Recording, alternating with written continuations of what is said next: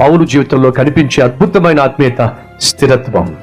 అంటున్నాడు, దేవుని ఎదుట, మనుషుల ఎదుట నా మనస్సాక్షిని ఎప్పటికప్పుడు కాపాడుకుంటూ ఉన్నాను. ఒక దేవుని ఎదుట మాత్రమే కాదు, మనుషుల ఎదుట. చాలా మంది మూర్ఖంగా మాట్లాడుతూ ఉంటారు, దేవుని ఎదుట బాగుంటే చాలు, మనుషులు అలా ఏమనుకున్నా పర్వాలా. ఈ మనుషులు మాయదారి మనుషులు, వాళ్ళకి ఆత్మీయత అర్థం కాదు. కాబట్టి దేవుని ఎదుట నీతిగా ఉంటే చాలు, దేవుని ఎదుట భక్తిగా ఉంటే చాలు. దయచేసి గమనించండి, మనుషుల ఎదుట నువ్వు మాదిరిగా ఉండకుండా, మనుషుల ఎదుట నువ్వు ఆత్మీయంగా ఉండకుండా, దేవుని ఎదుట మాత్రమే ఆత్మీయంగా ఉంటానంటే అంతకంటే అవమానము, అంతకంటే మూర్ఖత్వం మరొకటి లేదు. నువ్వు ఫలించే మామిడి చెట్టు అయితే ఖచ్చితంగా ఆ మామిడి పళ్ళు ఎవరికి కనిపిస్తాయి? ఒక్క దేవునికి మాత్రమే కనిపిస్తాయి, ఇంకెవరు మనుషులకు ఎవరికి కనిపించవు. అవునా? నువ్వు ఫలించే మామిడి చెట్టు అయితే ఆ ఫలాలు దేవునికి కనిపిస్తాయి, మనుషుల కళ్ళకు కట్టినట్టుగా కనిపిస్తాయి.